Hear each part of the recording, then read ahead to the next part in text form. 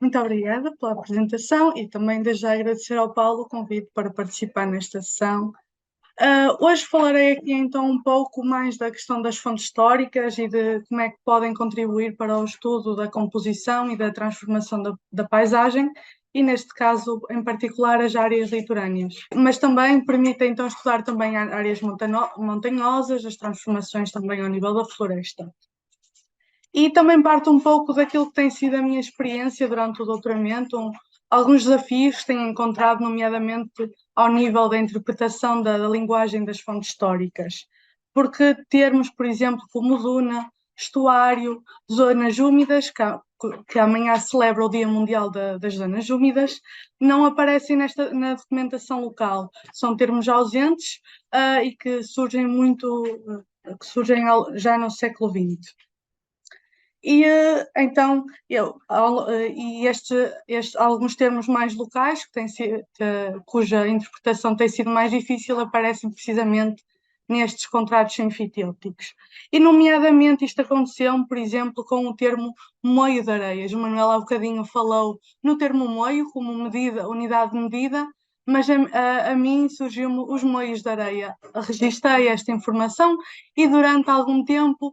registrei a informação, mas não sabia o que queria dizer, até que chegou uma altura que estava aqui a ler o relatório da Junta de Colonização Interna da Freguesia da Aguçadora, na Póvoa de Varzim, e que refere logo nas primeiras páginas que a costa desta freguesia, que tinha sido então recentemente criada, em 1933, era formada por pequenos meados ou moios pouco elevados acima do nível do mar e que mais próximo da praia se dispunham paralelamente à costa. E foi então que consegui perceber que estes moios se tratavam de dunas. E também esta apresentação acaba também por ser uma forma também de ajudar quem no futuro pretenda estudar estas questões da transformação da paisagem, nomeadamente através dos contratos enfitêuticos,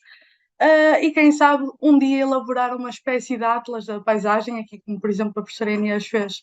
para Aveiro, ou ainda uma espécie, quem sabe um dia, um dicionário histórico do litoral português, seja da sua morfologia, da sua exploração, a sua proteção também. E também acabo também, estes contratos enfitêuticos têm também a sua atualidade, uma vez que na decorrência da aplicação dos planos de ornamento, da ornamento orla costeira,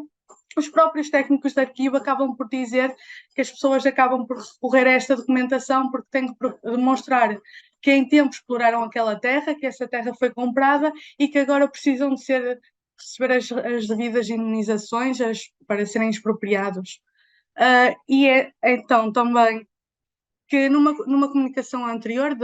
o encontro da Sociedade de História Ambiental Europeia, no passado mês de agosto, também uma das conclusões do trabalho que eu apresentei foi que o termo duna aparece já só na segunda metade do século XIX e é maioritariamente emprego por engenheiros ou militares, quando percorrem a costa até para a elaboração das cartas coreográficas e do relatório de arborização geral do país,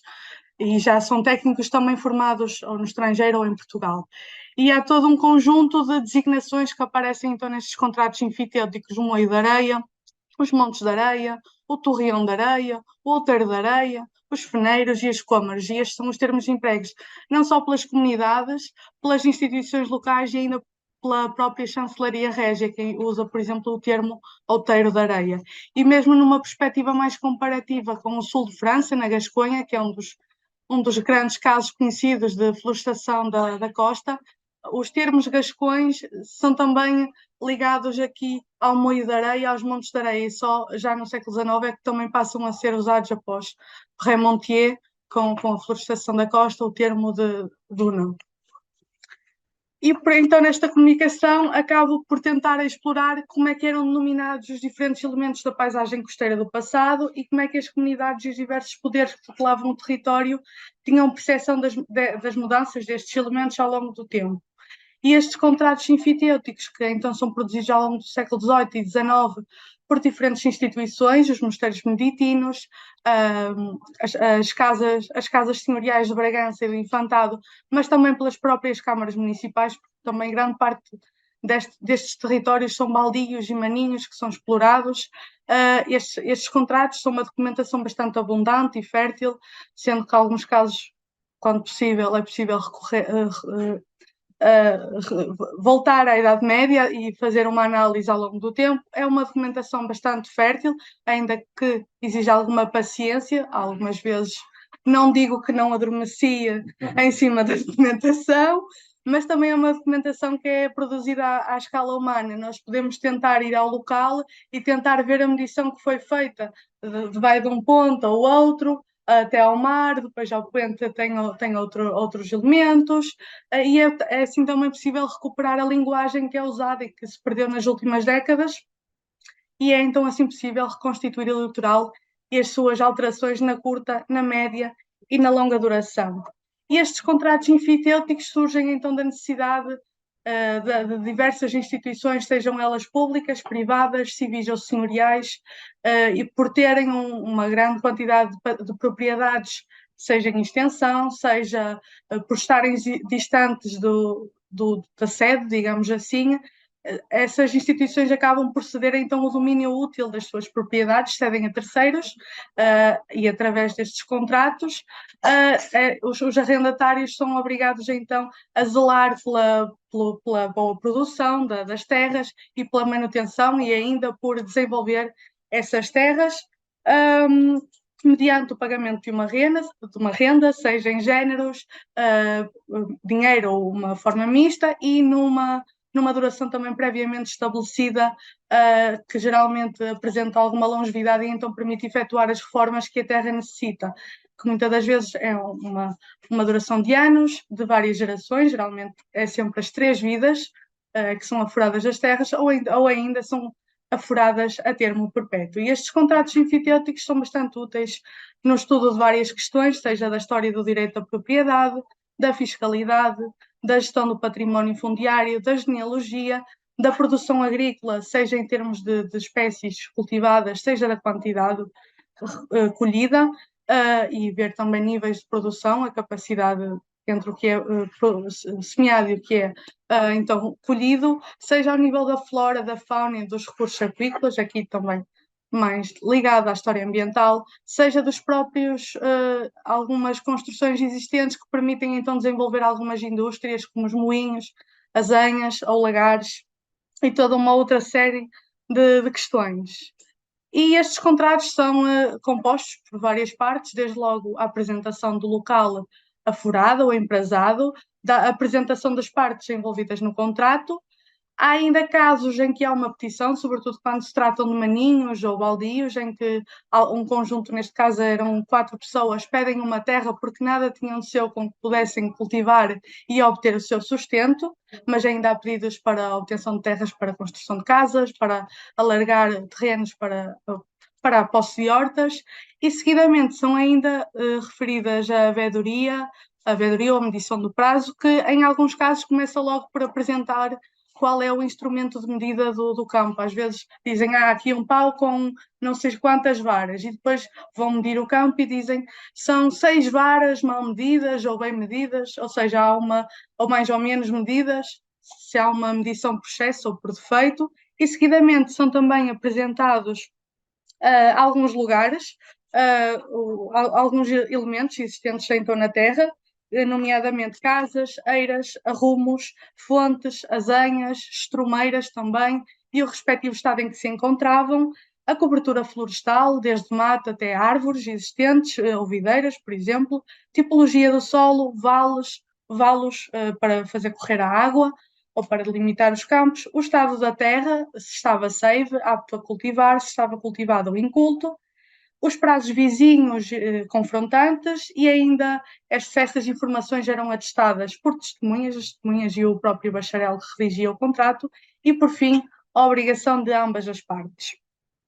E nas áreas litorâneas, aquilo que se encontra nestes contratos, encontramos bastantes informações relativamente à morfologia e à própria geologia, à exploração económica e algumas alterações e tentativas de proteção das áreas costeiras. E a análise sequencial destes contratos, ou então a seleção em determinados momentos-chave em que há alguma legislação regional ou nacional ou reformas ao nível das instituições, permite então de forma comparativa reconstituir, seja na curta, na média e na longa duração, as transformações destas áreas tão sensíveis às variações do clima, aos elementos climáticos, às correntes marítimas e à própria ação humana. E relativamente aos dados encontrados para a zona do noroeste de Portugal, entre Caminha e o norte da Póvoa de Varzim, darei aqui alguns exemplos, tentarei não concentrar a análise num só lugar. Relativamente à geologia e à morfologia das áreas costeiras, começámos logo por encontrar informações relativamente às zonas úmidas e de sapal, nomeadamente aqui nos tombos do mosteiro de São Martinho de Tibães, na freguesia da Estela, na Póvoa de Varzim, em que há várias referências a lagoas ou zonas que frequentemente, sobretudo no inverno e no outono, por causa da pluviosidade, acabam também por frequentemente estar cobertas de água. E estas informações dos tombos que são produzidos sobre estas lagoas desde 1718 até ao final das ordens religiosas, em 1833, dão-nos informações sobre a drenagem, o aproveitamento destas áreas e como ao longo do tempo se foram transformando de lagunas, paúlhos, até zonas altamente férteis. E por exemplo, aqui encontramos muitas das lagunas que existiam desde 1718 e que acabaram por desaparecer e serem drenadas, sobretudo no início do século XIX, por ação de Frei João Batista do Desterro, até 1807, mais ou menos, ele fica durante estes 7 anos, e com a construção de uma bomba de água especial para a drenagem destas áreas, estas lagoas vão sucessivamente sendo drenadas e convertidas entre 1807 e 1817,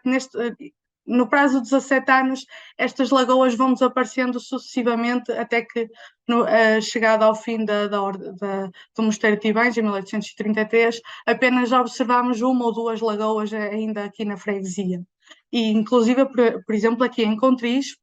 esta terra, que era uma terra muito pantanosa, inclusivamente também temos a toponímia aqui existente, o Poço das Rás, também dá-nos algumas destas informações, acaba por ser, depois de drenada, uma zona altamente atrativa para quem queria pedir maninhos e produzir trigo.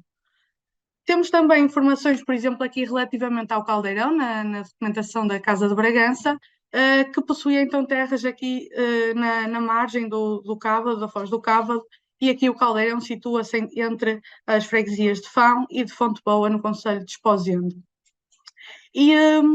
até a própria toponímia, também como referi, dá-nos algumas indicações sobre estas questões de áreas inundáveis. E o Caldeirão, por exemplo, em Aveiro, também existe o termo Caldeirão na Ria de Aveiro. E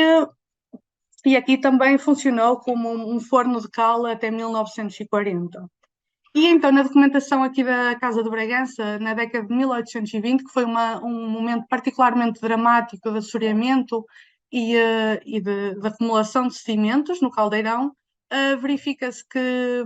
anteriormente, que era uma zona bastante úmida, acabou por então secar, enxugar em virtude destes sedimentos, seja por causa das areias que vinham da praia e eram transportadas para o Caldeirão, seja dos próprios sedimentos que se acumulavam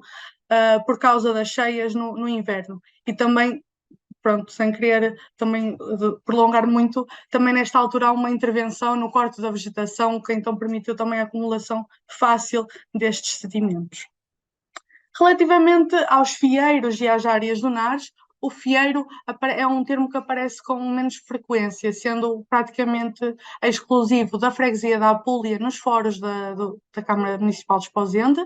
e ainda na freguesia de Belinho, também em Esposende, na documentação da Casa de Bragança, sendo que ao longo da costa ainda vão existindo alguns topónimos, seja em igrejas, seja em ruas, ao longo da costa do noroeste de Portugal. E o fieiro refere este relatório da Aguçadora, de 1944, que eram pequenos vales que costeiam as dunas para dar saída às poucas águas, para dar saída ao mar. E já, por exemplo, procurando noutros dicionários, refere-se que fieiro era um regionalismo usado para designar médão ou linha de areia que se deposita à beira-mar e sobre o qual se estendiam redes e secava peixe ou algas. E é neste mesmo sentido também da duna que o fieiro é usado no relatório de arborização das dunas de Esposende, que Manuel me fez ter acesso, em 1942, que fieiro é um termo local usado para designar as dunas, que provavelmente se trata de uma corrupção do termo feneiro, que adiante voltarei. E então estes fieiros aparecem-nos na Apulia, com este sentido de duna, em que Manuel Fernandes Igreja pede à Câmara Municipal de Esposende um baldio nas praias do mar, junto dos fieiros, então para plantar um pinhal e suster a volubilidade das areias, em meados de 1850. E também vão surgindo outras designações para as dunas, na documentação e em vários locais ao longo da costa do noroeste de Portugal, sendo que muitas das vezes estas dunas também só são identificáveis pela presença de areia à beira do mar. E através dos tomos produzidos pelo Mosteiro de São Martinho de Tibães, também aqui na freguesia da Estela, refere-se então nos maninhos estas dunas que aparecem com várias designações, desde o Moio de Areias, como referi, o Outeiro das Areias e um Torreão de Areia. E relativamente ao Moio de Areia, este parece ser uma derivação do termo médão ou medo, a que não é alheio a designação da Mata Nacional dos Medos, na riba fóssil da Serra da Arrábida, entre Almada e Sesimbra, que foi precisamente mandada plantar por Dom João V no início do século XVIII para obstar às dunas ou medos que avançavam sobre os terrenos agrícolas. E o mapeamento destes moios de areia permite identificar então estas dunas que sejam de formação mais antiga ou mais recente, e aqui, por exemplo, este moio em 1748-49 estava situado a quase 3 km do mar, e permite então observar onde havia dunas, onde atualmente não é possível explorar, ou são ocupadas por habitações, pela própria floresta, ou então aqui, por exemplo, por outras estruturas, como campos de golfe. E temos ainda então o termo feneiros, que como referia então o relatório das dunas de Esposende, era um termo aplicado às dunas pela existência de feno, os fenos das areias amalfilarnária, que aqui servia como alimento para os animais, mas também como, depois de seco, para usar em cima do sargaço como uma espécie de cobertor impermeabilizante durante o inverno e a primavera e o outono, uma vez que o sargaço é apanhado durante o verão e depois de seco coloca-se o feno. E ainda os contratos sinfitéticos também nos permitem observar a exploração das áreas litorais, que hoje nos pareciam um pouco verosímeis, dado que muitos destes locais alteraram a sua morfologia a partir do século XIX, como aqui, por exemplo, aconteceu na foz do Rio Minho e do Rio Coura, em que ao longo do século XVIII se faz alusão e há pedidos de afuramento de marinhas de sal ou de salinas, aparecem os dois termos, mas que então caíram em desuso, uma vez que a partir do século XVIII também há um conjunto legislativo que indica que as áreas de sapal, as zonas úmidas, que devem ser drenadas, se não é possível produzir sal, devem ser drenadas para converter em terra arável, ou então para impedir que fossem um foco de doenças, inclusivamente o paludismo, daí que muitas destas zonas que hoje vemos que já são terra, que não consideraríamos que anteriormente eram zonas úmidas ou de sapal. E aqui, por exemplo, o mesmo acontecia em Darque, na margem sul do Rio Lima, que apesar de ter uma pequenina exploração de sal, as marés muitas das vezes não chegavam, e a falta de pessoal especializado fez com que fosse abandonado, porque o sal também, a maré ao não chegar, o sal era muito escuro e não tinha qualquer valor comercial. Temos ainda informações ainda relativamente à morfologia dos pequenos ribeiros que vão atravessando as dunas e desaguam no mar, e que muitas das vezes atravessam as freguesias, e até às vezes no inverno ocorrem cheias, mas que acabam por estar aqui escondidas pela vegetação. E a indicação do uso dos feneiros, das dunas, para a seca do sargaço, e que muitas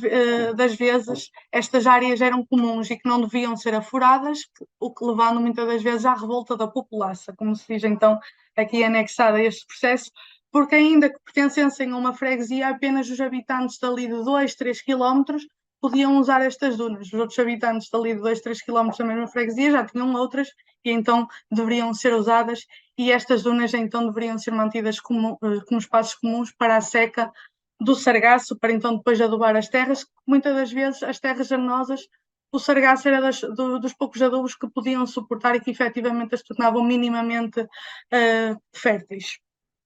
E há também referências à questão da florestação e o pedido direto de aforamento para a plantação de pinhais, seja de pinheiros e mato, para a fixação dos solos, mas também simultaneamente ao plantar-se estes pinheiros e o mato, que era a forma mais rápida de fixar enquanto que os pinheiros cresciam, criava-se riqueza, uma vez que o pinheiro, relativamente a outras espécies, como o carvalho e o sobreiro, que também vão estando presentes na costa, nomeadamente na Mata Nacional do Camarido, o pinheiro permite a sua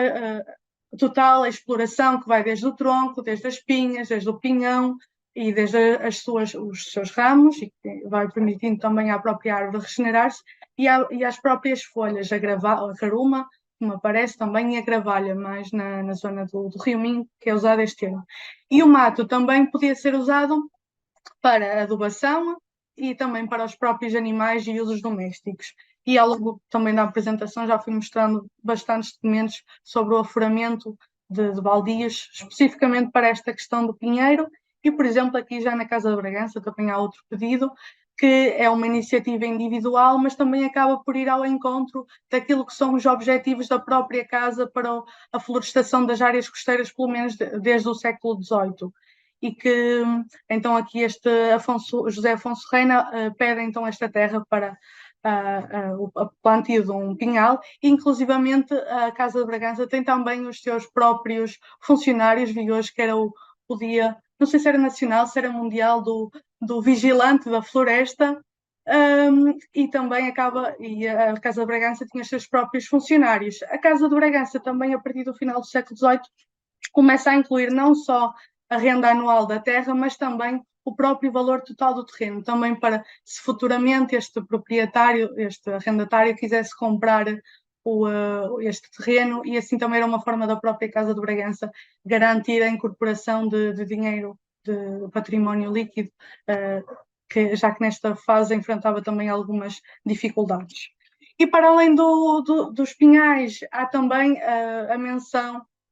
ao uso de várias estruturas de sebes, de empanadas, que eram também usadas para proteger os campos agrícolas das areias. E neste caso, no Mosteiro de São Martinho de Tibães, menciona-se a sebe de areias por oposição à sebe normal, aparece unicamente sebe, que geralmente era de loureiros, para então proteger a sebe normal, para proteger dos animais, de comerem as novidades, mas também de delimitar os campos agrícolas. E também estas sebes, estas empanadas, são também comuns a todas as instituições, seja mosteiros, seja